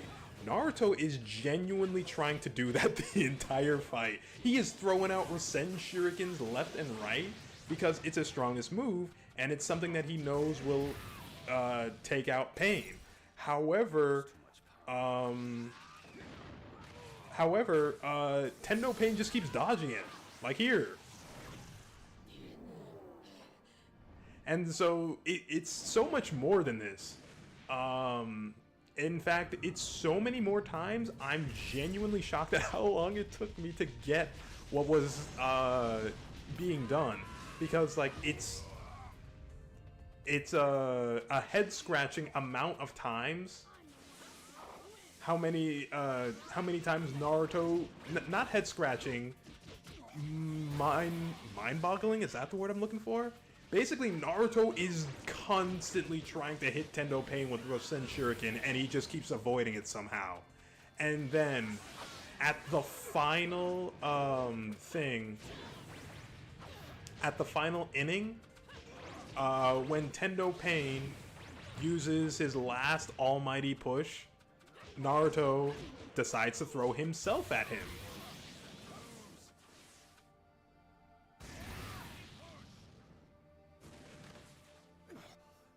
Did I use too much? It's too late for that jutsu.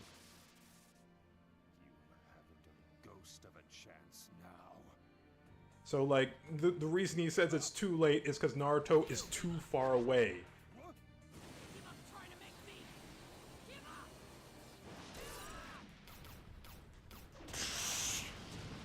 Dude, my hands went everywhere.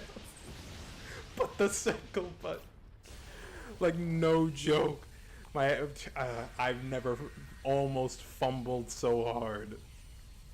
So, to give you context, after using that, there's a box that appears in the panel that says 5 seconds until Almighty Push is active. 4 seconds, 3 seconds, 2 seconds. And when 2 seconds comes up, or around some time like that, Tendo Pain looks up, and he sees Naruto standing there with a Rasengan, and he's like, that jutsu is useless. You can't hit me with that all the way over there. And so Naruto throws himself at Tendo Pain, you know, being fully aware of his weakness. And like as a kid, I didn't get that. I didn't get it at all. I just thought it looked cool. Excuse me. But going back and reading that as an adult, it's like, oh, of course. He has without Sage Jutsu, he can't throw the Rasen Shuriken, so he has to close the distance by throwing himself. Impressive. You figured it out. It was the information Pervy Sage left. The real one isn't here? What's that supposed to mean? Oh, yeah. Also, that line, I have no idea why he said you know what, the game does a good job of conveying it, that Naruto got it Much we can do with so little. from Jiraiya in some capacity, but it also comes from the book that Jiraiya wrote. I wonder if they're going to reference it here or not. The first book that Jiraiya wrote, which was about Naruto, not the Naruto we see here, but a character that was inspired by Nagato. Chakra, which was like someone watching me. You felt that? I can sense nearby chakra in Sage mode. That's when I first realized what Pervy Sage meant by the real one isn't here. I knew that there was a real you doing the controlling. That's an irritating power. I already know where the real you is, too. I'll talk to you over there later. Talking to the real me now won't change a thing. I won't know that till I look you in the eye. It's no use. You could never understand my pain. Never.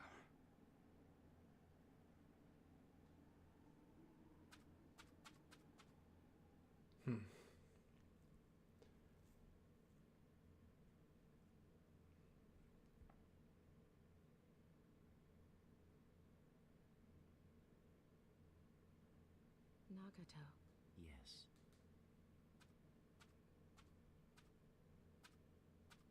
So, the peacemaker comes tottering in. You're the real pain. So, the way that Nagato looks, I like to think of it as this is a representation of what a life filled of revenge and hatred leads to. Obviously, Sasuke is the best example, but Nagato is like Facing the object of a shell of his former self. Not like he is. He's. Dude looks like he's on life support. I don't know if. No, that probably is like the intentionality of the design going on here because holy smokes. Like those not bipedal. What would you call quadpedal? I don't know. Anyways, those legs are there for a reason. It's probably because the dude can't walk. I also wanted to check some things out. Check out what? I wanted to see how I would actually feel when I finally looked the object of my vendetta in the face. And what I would do. I didn't even know myself. And? I really can't forgive you. I'm so mad I'm shaking. I'll never get over this. Then come at me. To you, that is justice.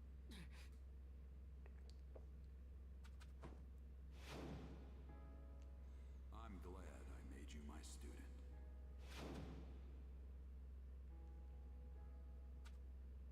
What's wrong? You can't forgive me, correct? Hervey Sage said he believed that one day people would understand one another and live in harmony. He said he would pass on his quest to me, but all I cared about was being his worthy student. Now I know just how hard that really is. I know it's not as simple as it sounds. But that shouldn't change the fact that you cannot forgive me. I killed your master and your friends. I destroyed your village. Now that you see reality, can you still truly believe Jiraiya Sensei's ridiculous words? When I found out you'd been Hervey Sage's student, I wanted to ask you What? how you, who used to be his student, could end up like this. I don't know anything about you.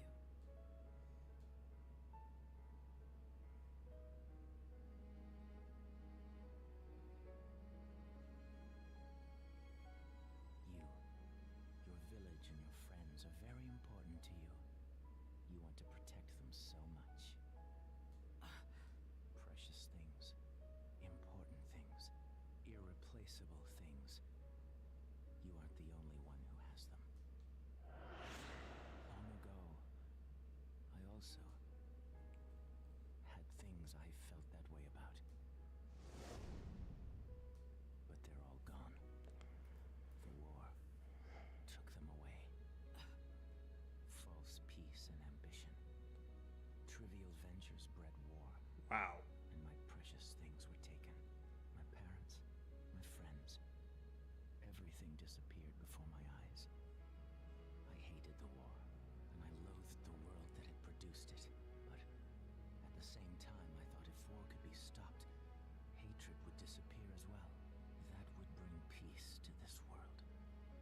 So how could it be done? The answer was quite simple. I needed to become a god and guide the world so that war would vanish. If I did so, there would be no loose ends.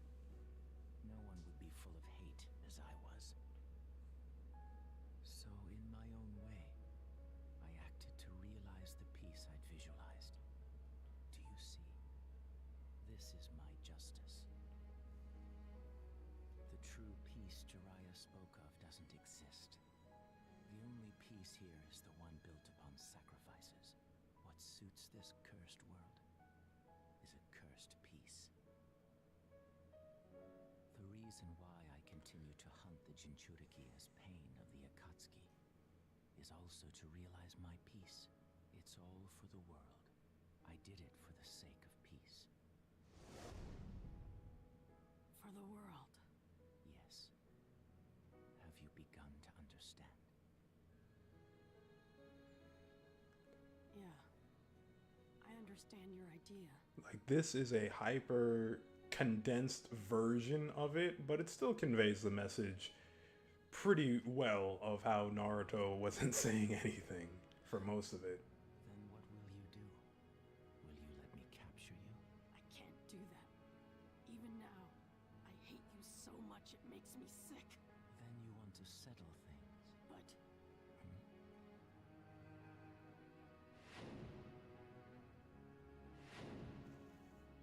But Pervy Sage believed in me and left me his quest. So I gotta believe in Pervy Sage's belief. I'll believe in my master until the very end. How foolish. How can I believe Jiraiya's words after all this? There's no such thing as true peace. Not so long as we live in this cursed world. In that case, I'll break the curse. Yeah, they don't even reference the book. There's Huh. such a thing as peace. I'll find it. I'm not giving up. Well, anyways, Telling you that's foolish. even though that they're not referencing the book here that Jiraiya made, Come as long as you it's still I still like what they did here with the scene You can't where save anything. they convey that, No one. you know, hang on. Okay. Yeah, I still like what they did with the scene where they tried to convey Nagato's jaded... Dude, it just hit me again. All right, thank you, Holy Ghost. Okay, so Nagato represents a type of people who have done something, tried, and failed. And what they do with that pain is they try to help you out by saying, listen, young buck, I've been there. I tried that. It didn't work out. So don't try. But in reality, what they're doing is holding back someone else who very well can do it. You know, the whole thing with Nagato is that he and Naruto were the children of prophecy that was not gone over in the video game.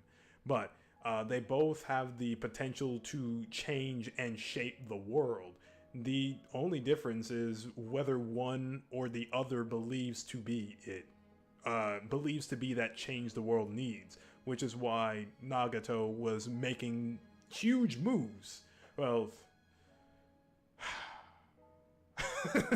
no, you know, but there might be another reason why Nagato was making some huge moves. Anyways, I haven't, you know, like I said, the war arc, I'm aware of certain things in it, but I don't know to the extent of it. All I know is what Nagato has done in this moment. And like I said earlier, the war arc is a bit of a blur for me. Well, I'm dumb. I still don't really understand about peace or what I should do. But even I know that if I give up, it's all over. If I give up, nothing comes true. No dreams, no hopes, nothing. Nothing can go on. I hate that. I don't want to go back on my word no matter what. You really are a child. Do you really think such foolish thoughts can bring true peace? They can, Nah. because I promised. But I truly believe that the day will come when all people will understand one another and live in harmony. Wow, Oops. that's kind of deep. Well then, I think, okay, so I haven't talked about it yet, but the reason why I keep bringing up Jiraiya's first book is because that is a connection point that Naruto and Nagato have, and one of the best moments that Nagato ever has is when he is a kid reading that book and he imagines himself as the main character Naruto, Promise.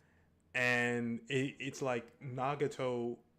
So when Naruto brings back that book, Nagato like remembers it, and Naruto is like telling him that like you inspired Jiraiya to write this book. He thought of you when writing it, And like it's a moment where old jaded Nagato is connecting back to his childhood self.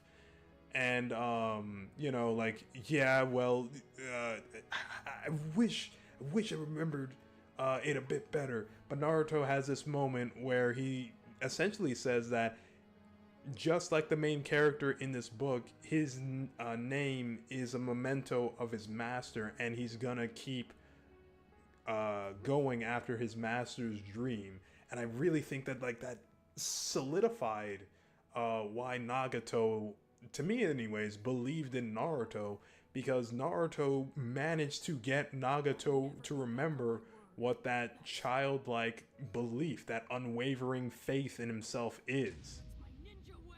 And so, like, you know, you get that, and it's like, okay, I guess. Master's will. Like, Swear to make it come true. like, okay, what they did is good, but there's something better. And like, I think that, like, losing that, you lose, like, the main crux of this, where, you know, Yahiko looked like Naruto. That was intentional, because it was essentially old jaded version of Naruto, anti-Naruto, coming in to mess things up. As long as I have people who And you know, it's just kind of not here. Not even kind of. It's just not here. The idea is here, but it's not nearly as strong, in my opinion.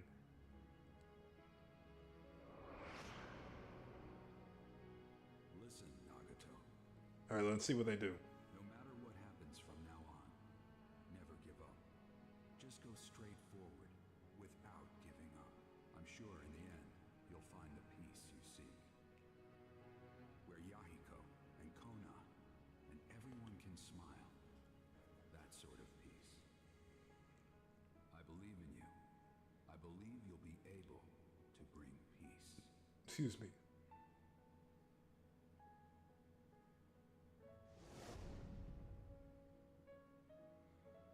A spirit that won't quit, huh?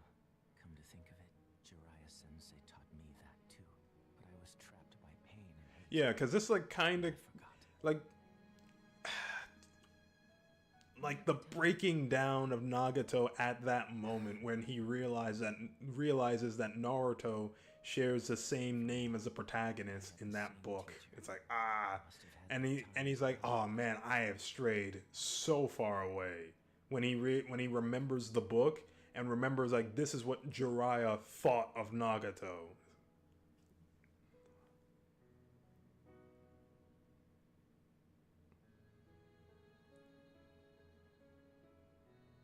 Naruto Uzumaki.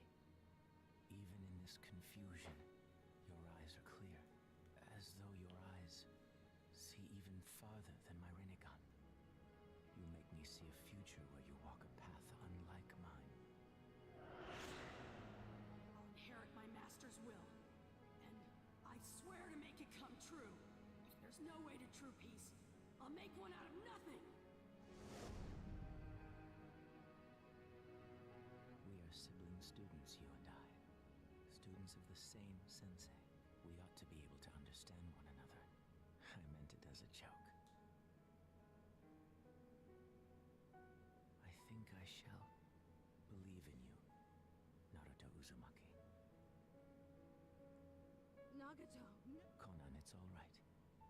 I made a new choice, even though I'd given up hope. Besides, if the junior student of our master says he won't give up, as seniors, we can't give up either. Nagato, but that jutsu. If you use it with your chakra as it is now, you'll. What is it? Gedo art of Rine rebirth. Renee? What are you going to do? It returns the dead to life. Huh? You can do that? There's still time to at least revive those who I've killed here in the Leaf. Think of it as reparation. So, this is a part that I definitely don't know how to feel about, but at the same time, it's like, yeah, okay. War inflicts Like, this arc, injury. like the past couple of Naruto arcs had a lot of downer moments. Like let's just be real. Itachi into Sasuke, Jiraiya, like 3 arcs in a row of just dour messages. Well, not necessarily dour, in the case of the Pain arc, but I can understand like, okay, it's time for like a massive win here, even though, anime death is. Can I say that? I don't know. Anime don't handle anime in general just don't handle death in any particular way that is long lasting. I think that in the end it works. It works as like this big moment that it's like, okay, Naruto, you somehow pulled the rabbit out of your hat on this one. I don't know how, you don't know how, but like it worked. And like the payoff afterwards is like 100% like worth it, in my opinion. Like, I cannot understate how weirdly gratifying it is to see the people cheer for Naruto.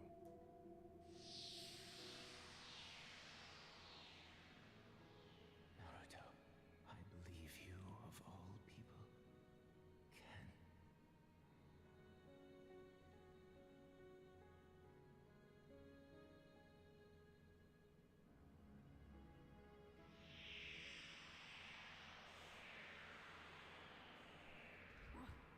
What happened? Nagato's jutsu was activated. Right now, the people of the Hidden Leaf Village are beginning to breathe again. I see. Nagato didn't have this option before, but this boy wrenched his heart open. That stubborn heart. This mysterious child has changed Nagato.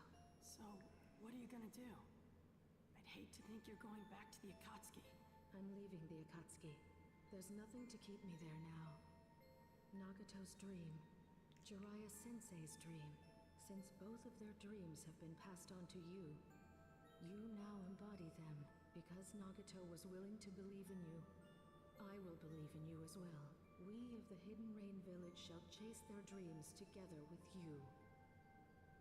The guts to never give up. And pain. Those are the things I've inherited from my teacher and my brother in training. I'll continue everyone's will and walk straight ahead. You'll see, that's what I've done. And that's what I'll do.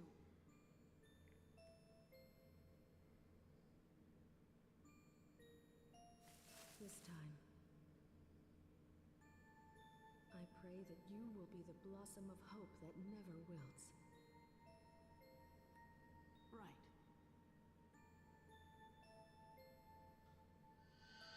Just you watch, B.A.G.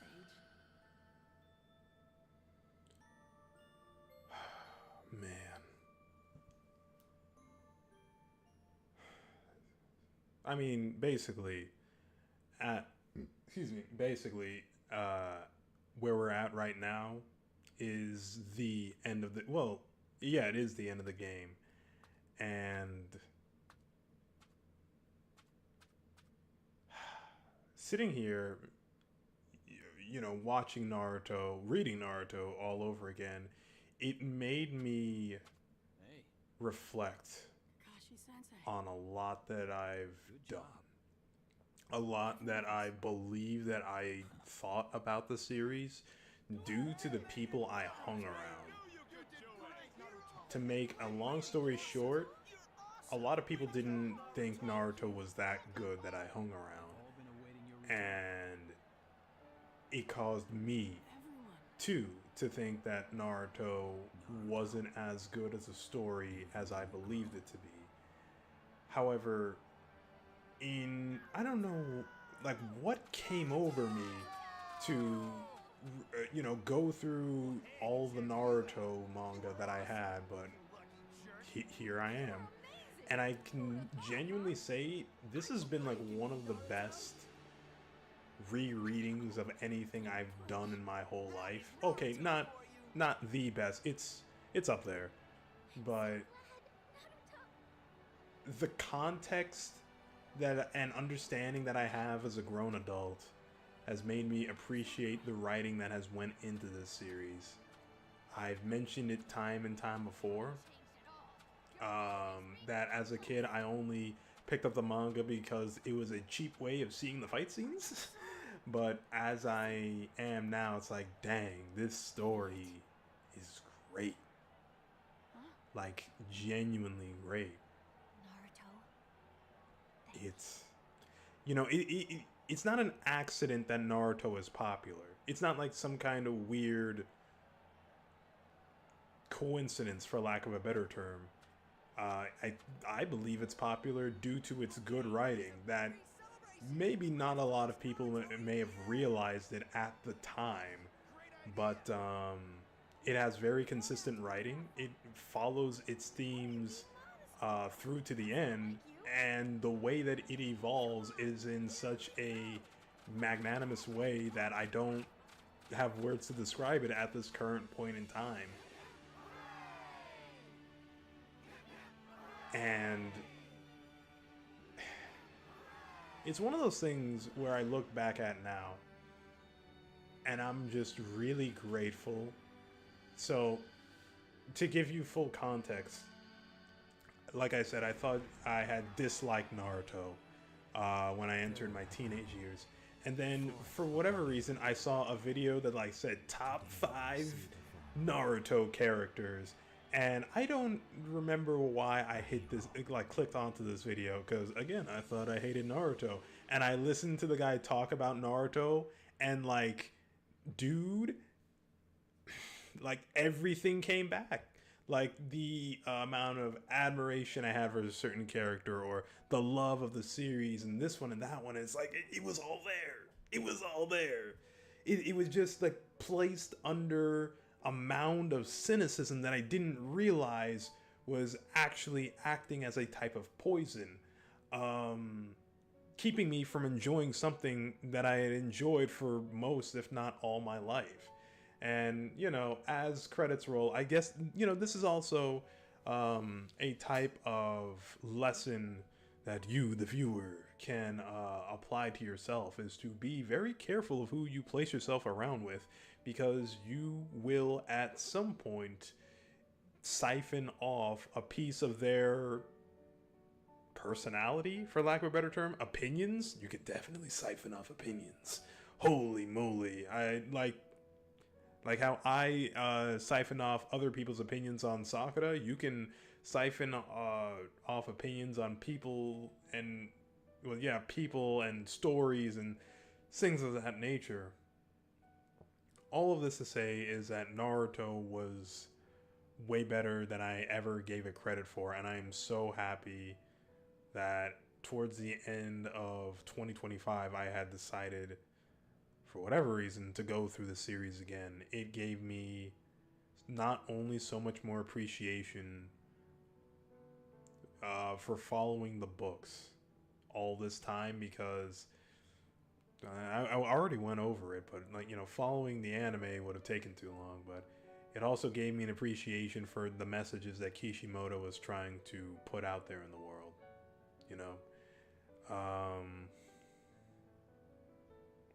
I don't know. I just really like the series, and that's as much as I can say. I really wish, though. No, I don't. I take that back. I'm glad the games actually didn't go as far in on Naruto's story as they could have. Like I said, there is no video game that will ever give you the best, quickest version of Naruto's story, because they all will cut things out for the sake of pacing. Like,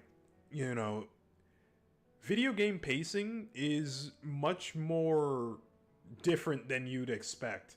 Like, yes, Ultimate Ninja Storm 2 covered a lot of beats. It's just that the context behind said beats are missing. And because you are missing said beats, you are missing a lot of the in-between even in certain scenes. I mentioned the book, Jiraiya's first book that he wrote, that was supposed to act as the linchpin between Naruto and Nagato, but because that's not in here, they have to now do their own thing, and it's a little bit of a rewrite. It's not a huge thing, but it's that moment where like jaded old man remembers what it was like to be a kid again. And in understanding that, and in understanding what Jiraiya thought of him, and knowing that he has strayed so far away, he's like, okay, you know what, Naruto, I see what Jiraiya thought of me in you. I will believe in you. And, that's why he decides to stop being a villain. Or at least that's what I interpreted it as. That's not necessarily to say it's 100% truth. Again, I don't own Volume 48. I saw the anime literally like yesterday or the day before yesterday. So excuse me if this is, not 100% accurate. It's much easier, actually, to analyze the manga because, like, the way that the pages are separated and stuff, you can examine the emotions and stay on certain panels for as long as you want. But when it comes to the anime, because it's all moving, like, because it's all moving, it's harder to gain a grasp of that, and I don't want to pause it because it's not meant to be taken in like that. It's meant to be taken in motion, hence why it's called animation, for short, Anyways, Naruto's great. It's a great series. I'm glad I got the chance to grow up with it. It's always amazing when you're able to grow up and get more appreciation for that thing you liked when you were a kid. That's always a good feeling. Like, there's something here. If I can't find the solution myself, shall I pass the quest on to you? You'll find the answer. I believe in you.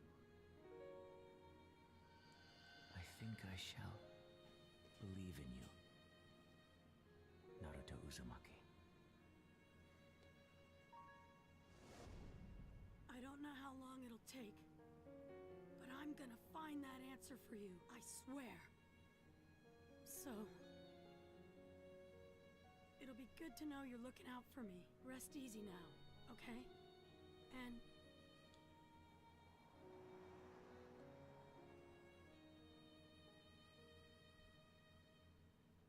Naruto! huh? We're leaving! Whoa, is it that late already? Come on, hurry up! Hey, wait! I'm coming!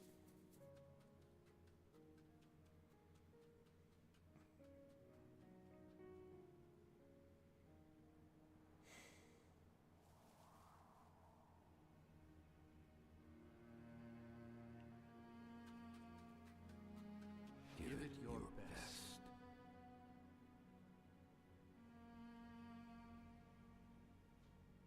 Naruto? I'll be back, I promise. Naruto, are you even listening? We're gonna leave without you. I mean it. What? Wait! Honestly, what were you doing? Oh, just enjoying the scenery. Huh? The scenery? That doesn't sound like you at all. Like I was saying, Every so often, even I. Scenery really is nice. it's When I look at that view, nice you know, when a series you grew up with a child has meat on the bones. Like, you can still pick it apart as an adult and enjoy it for what it was trying to say. In And my opinion, so I'm the just winds very of the blessed to era have a goes. situation like that with Naruto. Now, a 'Cause, new wind yeah, is taking I'm shape. not gonna get into it. A new path, full of infinite potential. And I feel like I should say this now. Tale of Naruto I should say Uzumaki. this now because I've unintentionally been dunking on Storm 2 this whole time. Storm 2 is a great game. Like, even if I say, oh, it's not as good as the book, the reason why I'm saying this is because a lot of people use Storm 2 as a way to circumvent Naruto. I mentioned this earlier, but it is worth repeating. Like, that is my main thing here. This has nothing to do with Storm's quality of gameplay or things of that nature. Which I mean, like, you have less reasons to go back to Storm 2 because Storm 3 and Storm 4 are right there. Like, obviously, the story mode is one of the highlights of it, but in my opinion, it's a better highlight when this is your when this is, not supplementary. You know what, for lack of a better term, yeah, supplementary material. Because Storm, like, Naruto can be hype, but Storm is way more hype. Excuse me. Storm is the Storm series are way more hype, and that's what CC2 did best. I mentioned this earlier, but CC2 capitalized on that kind of hype by providing much more over-the-top battles and scenes and things of that nature, and that's what these games are meant to be. They were never, in the first place, intended for them to be a person's first introduction into Naruto, although you can't really help what like a person gets introduced in Naruto with, right? Like, that's all dependent on the person, dependent on whatchamacallit, dependent on, who introduces them to it, and so on and so forth.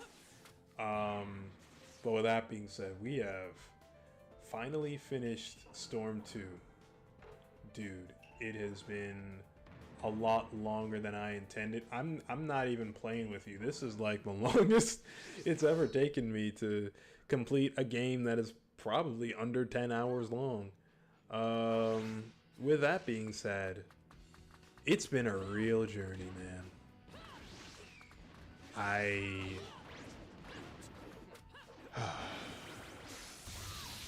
I'm sorry, I'm still taking it all in. I'm taking not only in the streaming bit, I'm taking in the fact that I have read essentially 40 plus books of Naruto in essentially like 4 months, which is not as absurd as it sounds. Again, you can read the entirety of Naruto in 3 days.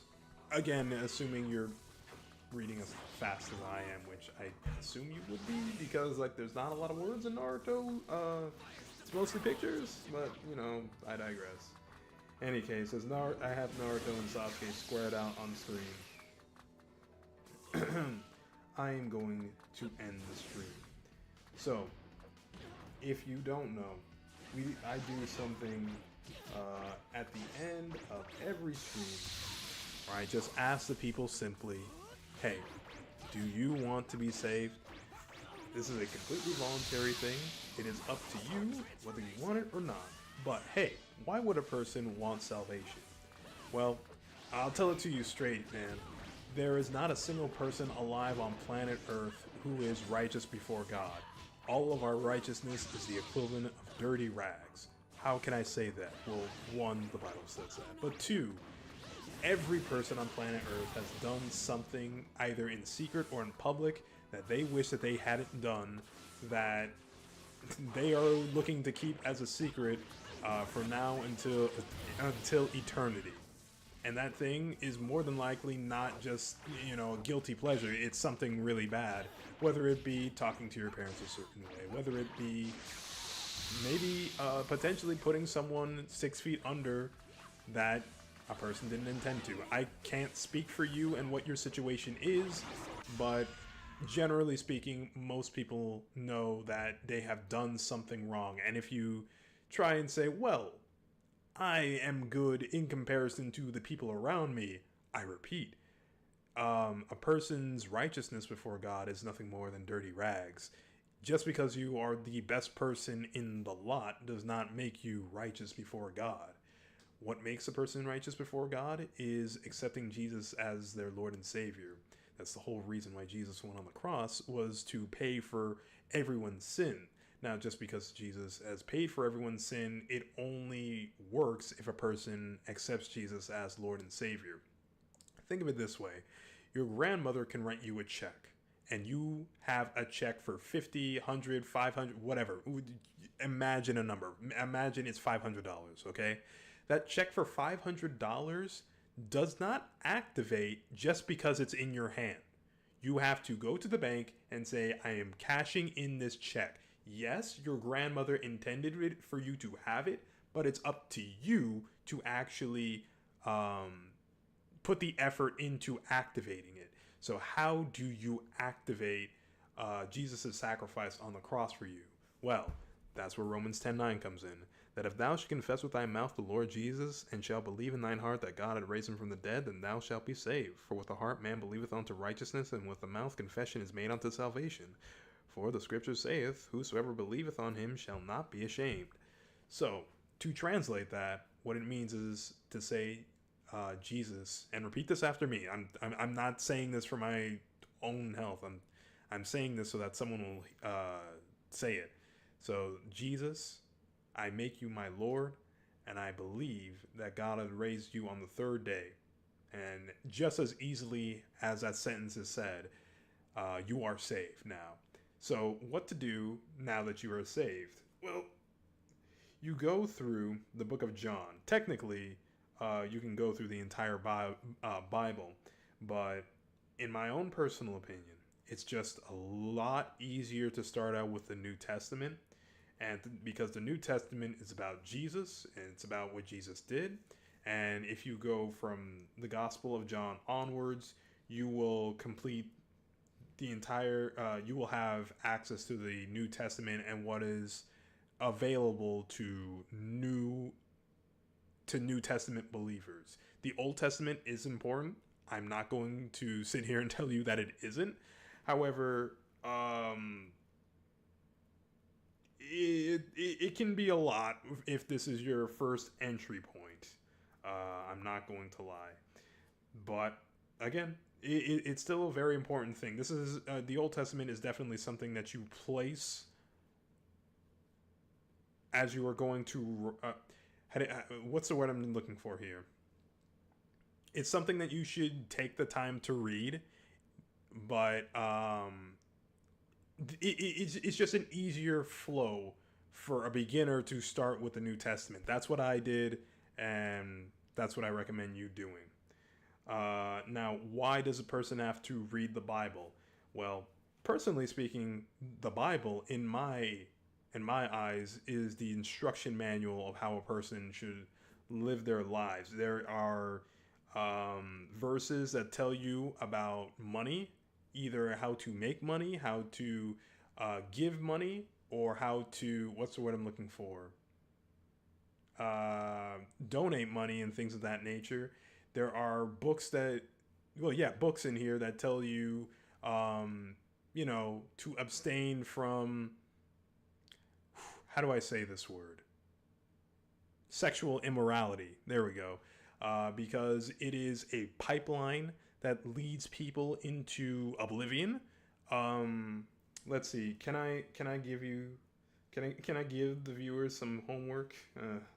I apologize for the homework, but for the sexual immorality stuff, you can look in the book of Proverbs, specifically Proverbs 5. That ends up being where I just, end up getting, like, I don't know why Proverbs 5 just keeps appearing, and at times when I guess I need it to appear. But if you want the sexual immorality thing, just like in general, there's First Galatians, or is it Corinthians? Wait a minute.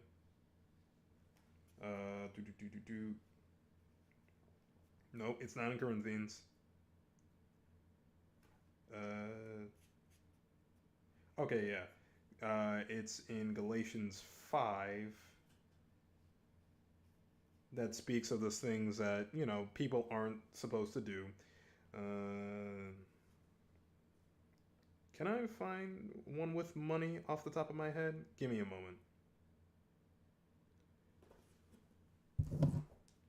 All right, I'm gonna have to look up something here. So that's so first, So it's Proverbs 4, Proverbs 5, Galatians 5, and let's see about this one.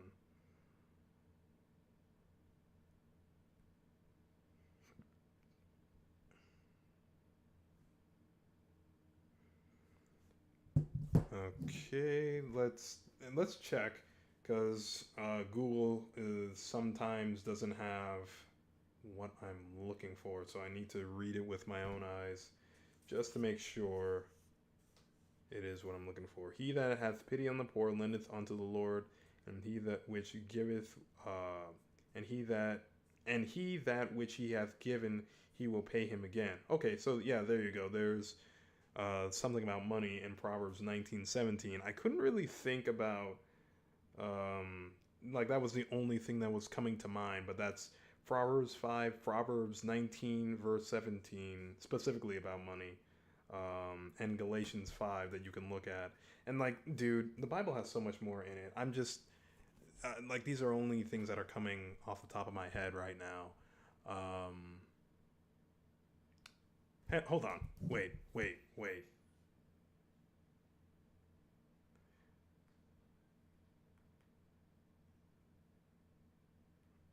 Excuse me.